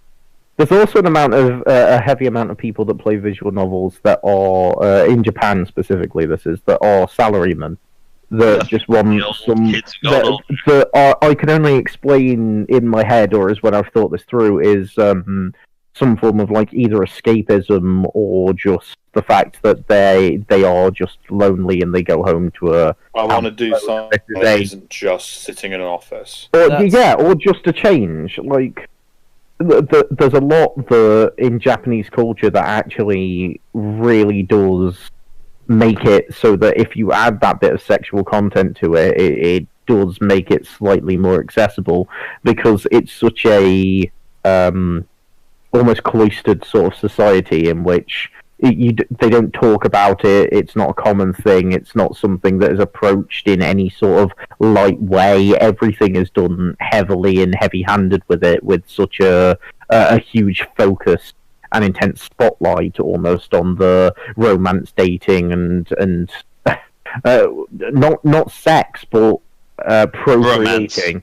Romance. Yeah, and the romance part. And it's just... And so people want to be able to live this out without the stress and the pressure of what's going on, and this is a perfect filler for that void. But that would make sense. We're getting into a lot of Japanese societal problems, and I'll be honest, for the most part, visual novels are good in spite of their sexual content, as opposed to they are elevated by their sexual content. There are some that are, including our last thing that we talk about, but there are some things which are limited by their sexual content. Yeah, basically. Yeah, I agree. But as you were saying, Ben, sorry, Fruit of Griseye is definitely more your pace than mine. No, that's fine. But yeah, the Fruit of Griseye is it's a great visual novel and it's really enjoyable. And this basically, I just threw in 2 visual novels at this point to talk about if nothing was going on, because I thought they'd be fun points to jump off of and also allow other people to talk about shit like we just did there. So Griseye was one because I knew that a few people had seen the show or were interested in the visual novel, and also I really, really like it. Some of the routes are disturbing as fuck. Some of the routes are dark. So, for the basic rundown, it follows a guy called Yuji who moves into a school because he asks of the government that the one thing he wants as a request is to live a normal school life. At which point he gets put in the school, which only has 5 other students that are various girls. The routes then follow each of these girls respectively, and there's a normal route. Yuji... spoilers for a moment, is it's not that big spoilers, it's introduced in the first episode of the fucking anime, for fuck's sake, and very early in the visual novel. He's an assassin for the government and works for them as basically a covert agent, and so he wants to get out and just live a normal life. I want to go to school. Pretty much. And so each of the routes follow, and he as himself is a brilliant protagonist, especially in the anime, as such as a, I'm not dealing with your shit, no nonsense, true no nonsense character of just like, I really don't care. Well, he'll turn around, if I remember correctly, he'll turn around and go to choose, look at them, look back at them, just make one big sigh, do the simplest thing you can possibly think of to get them out of it, and then leave and go, right, never call me again. Yeah, exactly. Because he just wants to live a normal life and he doesn't want to deal with this bullshit. And every one of the routes involves one of the characters that I say, and they've each got something going on. And there's quite a lot of themes explored that are similar to a lot of other things we've talked about here. So you've got like some characters that are dealing with depression and stuff like that, some that are dealing with survivor's guilt and things. And you get a lot of really in-depth and interesting stories from the characters. And it works well. It's a perfectly stereotypical visual novel style in that it just plays through with you select your decisions, you deal with them, and you go through and you get your endings. But the anime adaptation for it, I actually really enjoy, despite the fact it misses a lot, and obviously due to the fact it was only 12 episodes, it was quite a rushed almost thing. But I still think it was a decent one because they actually put in the emotion and the punch to a lot of these bits, and they handled some of them better than I thought the visual novel. So all I'm gonna say is the one that got me ridiculously and to the point of I actually feel like throwing up several times throughout this route in the anime was Amane's route, because some of the shit that happens, I mean, I'm not going to say what some of the shit is. I mean, feel free to say what some of the shit is. I can say exactly what the 2 pieces of shit that I'm talking are. Go on, then. 1, cannibalism. They are force-fed without knowing dead students. For people's knowledge, Amane's route takes place on a trip that they're having as a child. Her route is practically 100% a flashback. She's the most forward with the main character, and she ends up getting together with him when he decides to be her girlfriend. He's like, "Yeah, I'll date you because I quite like you."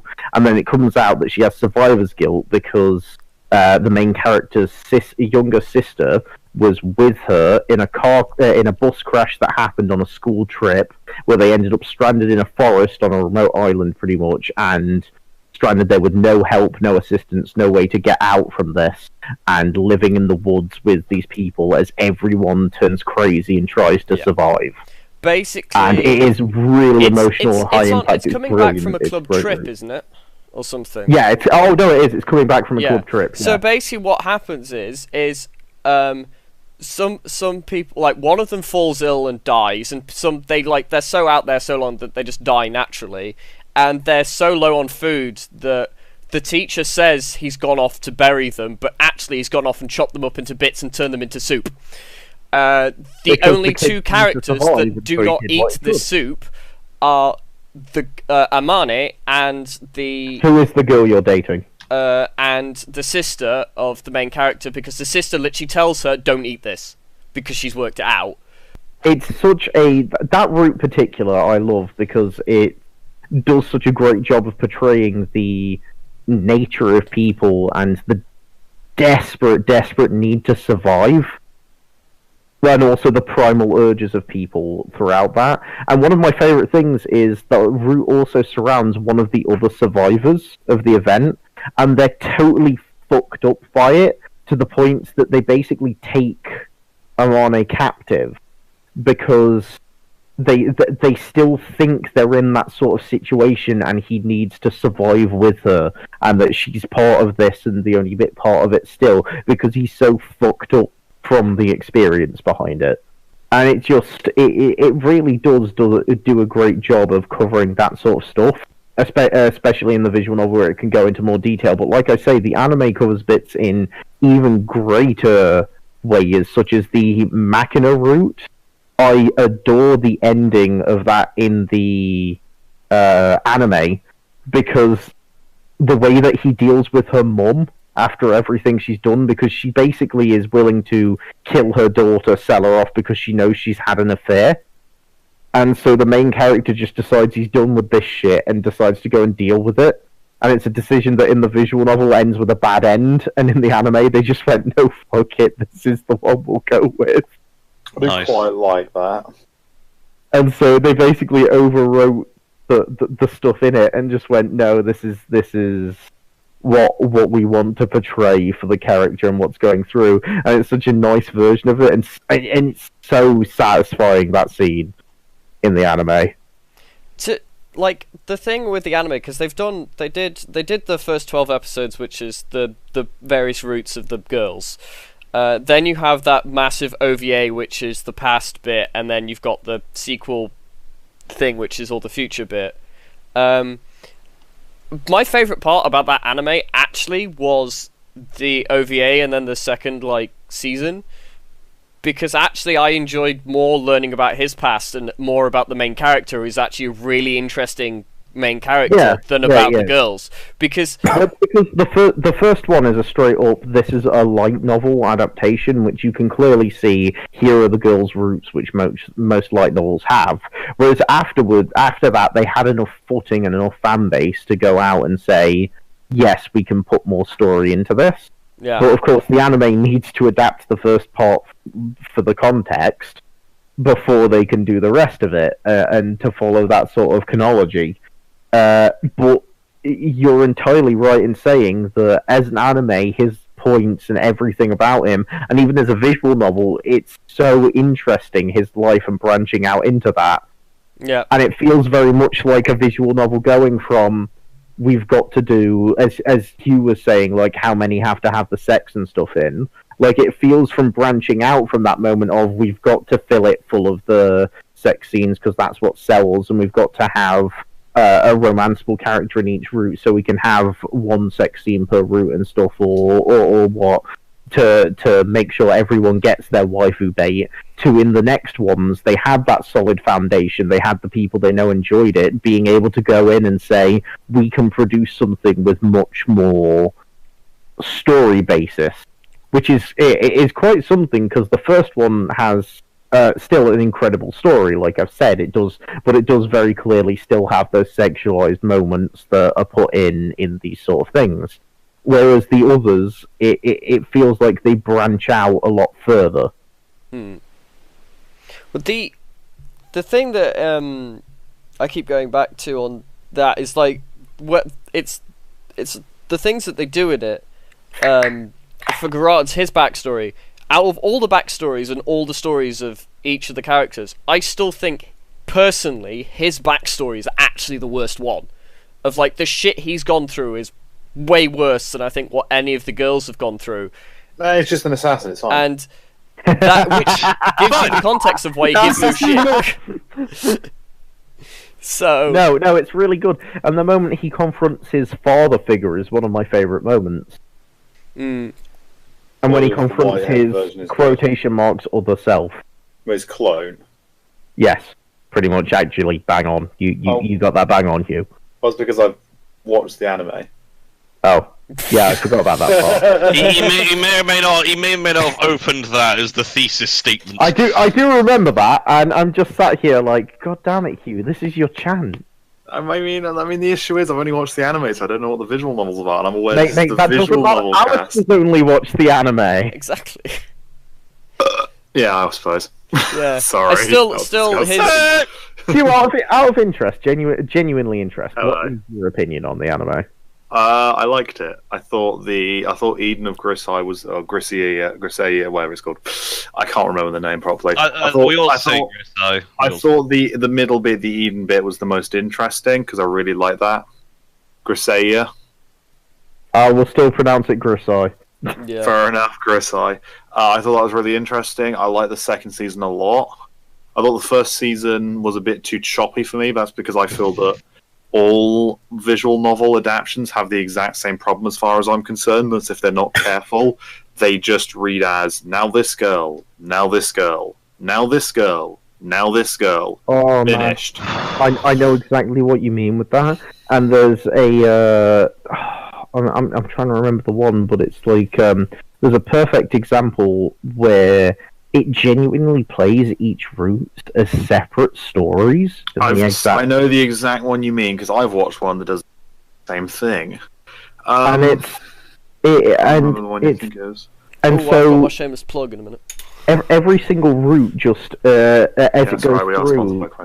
it goes through, it just switches after every route. It ends at the end of that girl's route, and then repeats, and then reverts back in time and goes through. Yeah, which is potentially the worst way you can do it. Well, are we thinking of the same one? Is it the one where they walk in on him banging his sister on the doorstep? No, that's not the one I've watched. No, yeah, Ben, that's a hentai. I've watched another one. It's not a hentai, it's a regular anime. I've watched another one, but they both seem to have the same problem. I can't remember which one I've watched. I can't. It was so long ago. I think I've stopped watching after I threw because it felt so weird in the idea of just, we're reverting back to the beginning again, are we? No, the one that I've seen that actually does an adaptation of a visual novel quite well is the one where it gives up on that entirely. It's a thing I suggested last year actually in one of the anime things, which was never going to get in because it's old as fuck and nobody's ever heard of it.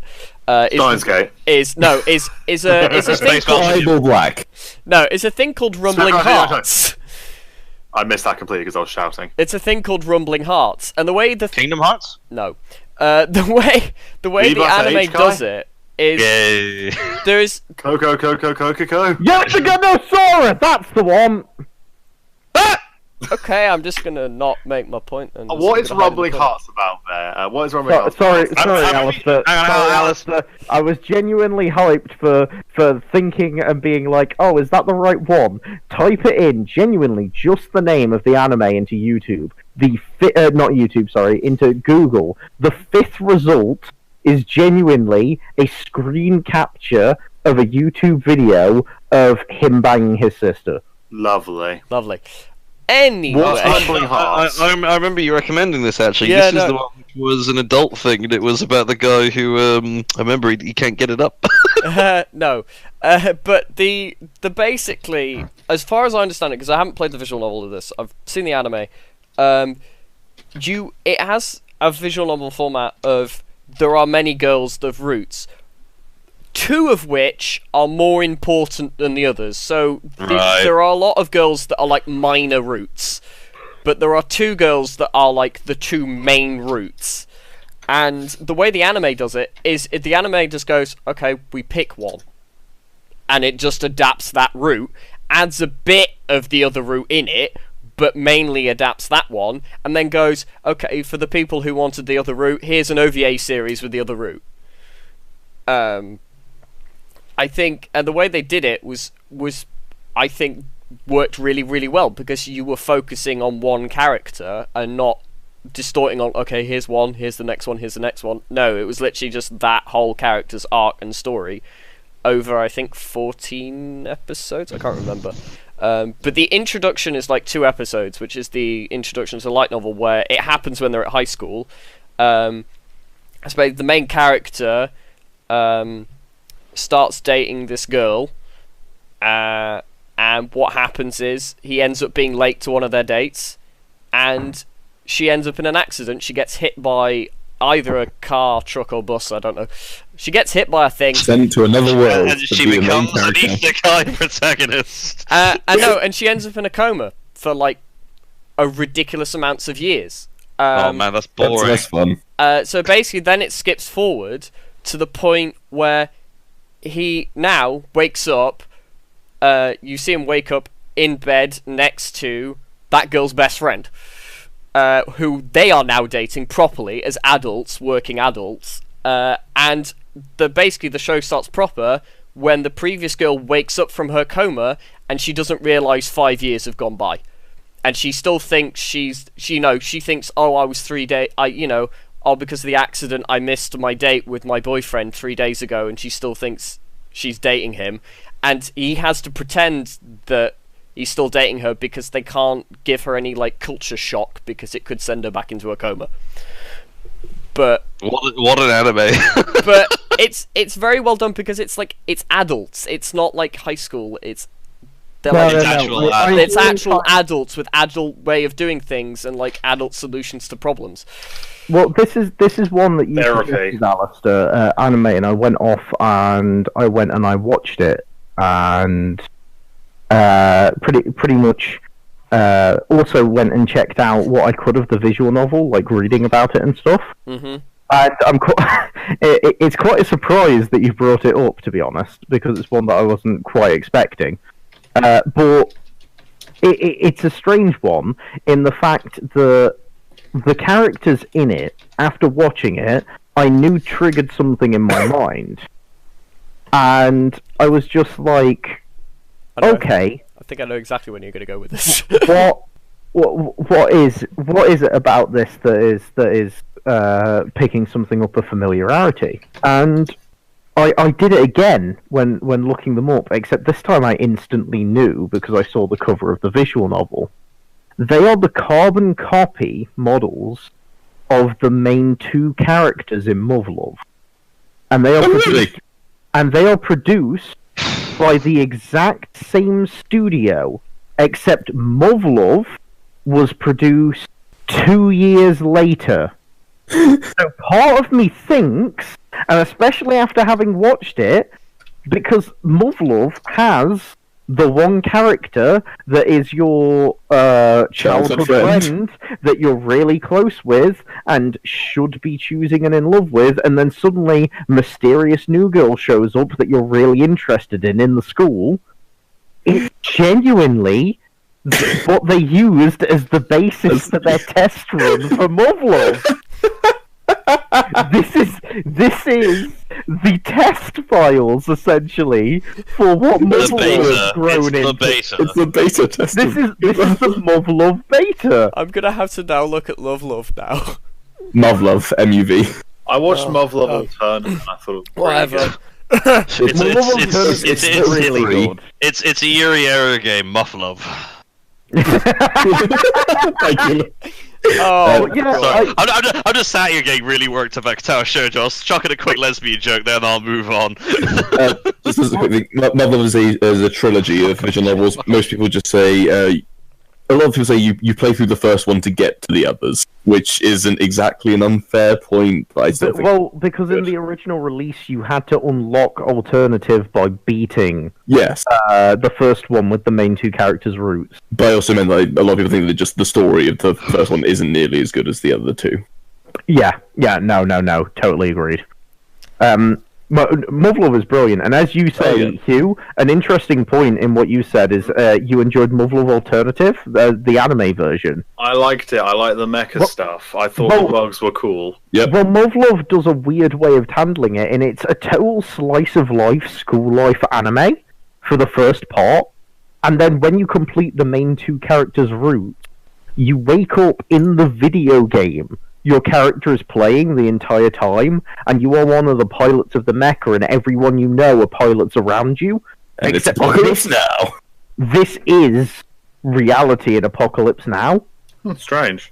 And so they take the first part of you're having this nice life, this is the video game you're playing, and then afterwards the video game is the whole setting, and that's the setting for everything else. And a lot of speculation and things about it is you were having a dream, as if you could have a normal life. And that's why all the characters are the same and stuff in it, and this is the video game that is the point of, no, this is all make-believe, you're having a nice normal life, but you're dragged into... back into the bullshit that you have to go through. But it's a very interesting comparison. It's a really nice payoff as well when it first happened. This does sound really interesting. It's really interesting. It's such a good payoff, especially because when you look at reviews specifically, I was reading them to Lewis earlier. I was going through because I realized that a lot of these videos have a lot of these suggestions when we were looking at visual novel suggestions have like reviews from different sources. And I was intrigued as to the Reddit ones because of course they've got to be dragged. Are they dragged over time or from the time they were released and stuff like that? And so I looked at them. And Muzzle the original has a Reddit source rating of 6.3. Okay. But released with it that you can only unlock by playing through the original Muzzle of Alternative has 9.7 out of 10. Yep. Okay. It's considered one of the best ones out there. So clearly it's that one you want to play then? Yeah, but you have to play through The first one. Slice of Life original to unlock the other one. Okay. There's a massive payoff going through the first one.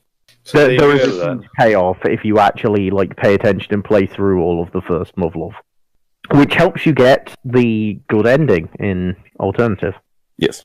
But yeah, it's just a really interesting way of doing things, but it's also, they shouldn't really lock it behind that wall, especially when that one's so much more popular.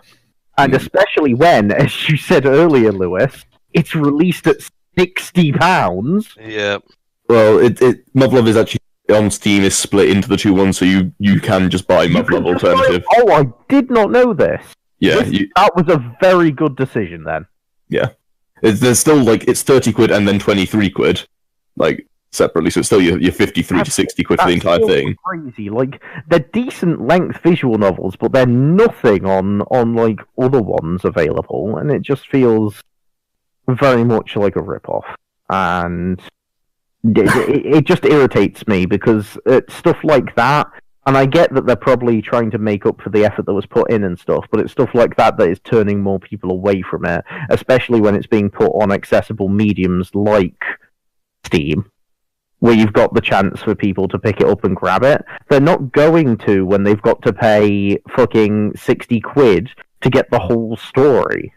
I think this answers to a bigger problem about kind of visual novels that if translating, I can attest, takes hours to do for the smallest amount.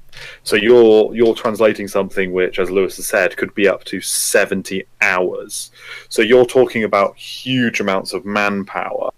So you're not only paying the original makers, you're also paying the translators. So yeah, I mean, it obviously probably doesn't make it better, but that's probably where a lot of the money goes, at least. Well, I've got some of the stuff here, like stat wise. So the original Muzzle, like the first bit, is 30 to 50 hours playtime, and Muzzle Alternative is less than 50 hours playtime, which means between 30 and 50 hours. Okay. But then you can look at some of the other stuff they've got available, like 30 to 50 hours playtime. That was released by Just USA for like £12. Okay. And like Griseye, which is the same, which is less than 50 hours, so between 30 and 50 hours, that was also released for about £20. Granted, you're not getting both, but I know. And then you've got Planetarian, which is like 10 hours-ish, but that's free. Okay. Is Planetarian the one that got adapted into 4 episode 1 that I really I don't know, man. I don't know if it's been adapted into an anime. Is Planetarium the one where you were you are a man, you go to a planetarium, there is a droid, the droid's like, hey, want to help me fix the planetarium? And you're like, yeah, sure, why not? No. I am thinking of the other one. The one What am I That's thinking my of? bad. I swear that's planetarium. I don't know, but I've got. Maybe I'm fucking up. To be fair, at this point. Hang on a minute. I am thinking planetarium. I am correct. I am the correctest. This is called planetarian. Planetarian, as in the planetarium. No, it ends with an N, not an M. Then there's the difference.